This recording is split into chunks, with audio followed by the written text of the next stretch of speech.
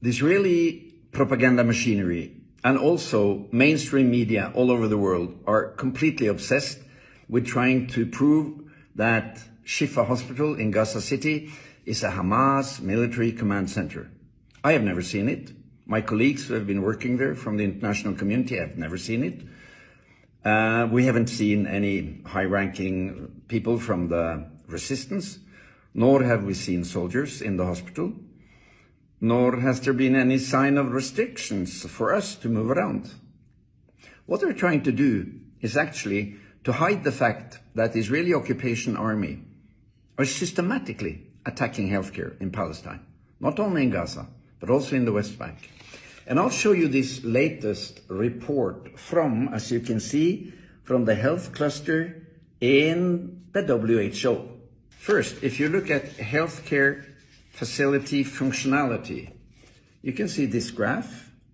The gray ones are non-operative hospitals, the yellow ones are operative hospitals.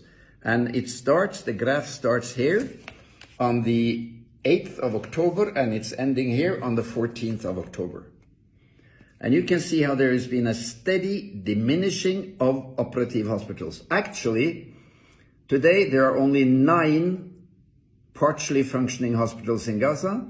27 hospitals have been forced to close due to 3 reasons. Number 1, lack of fuel and electricity. Number 2, damages, partially or total, from the Israeli attacks and targeting. Artillery shelling, bombing, any type of attacks. And number 3, lack of equipment and lack of supplies to run a proper hospital. Listen, there has been 152 attacks on healthcare in Gaza during these 4 weeks by the Israeli occupation army. In the West Bank, there has been 158 attacks. In Gaza, the Israeli occupation forces have damaged 38 ambulances. In the West Bank, 129.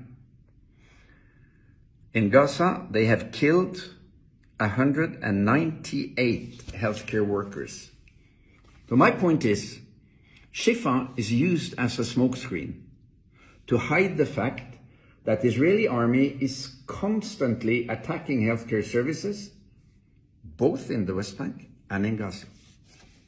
This is completely illegal according to the Geneva Convention.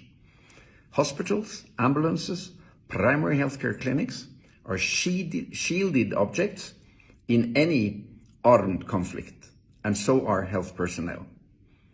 So here's the question.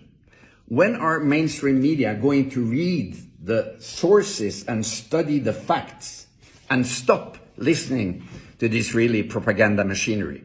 And you find this on the internet. It's freely available. It's called Health Cluster Report, Gaza Health Cluster Meeting, 14th of November. And it's got all the graphs. Stop the lying. Support the Palestinian healthcare in their brave work to resist the occupation forces' horrible attacks on healthcare in Gaza. Be active.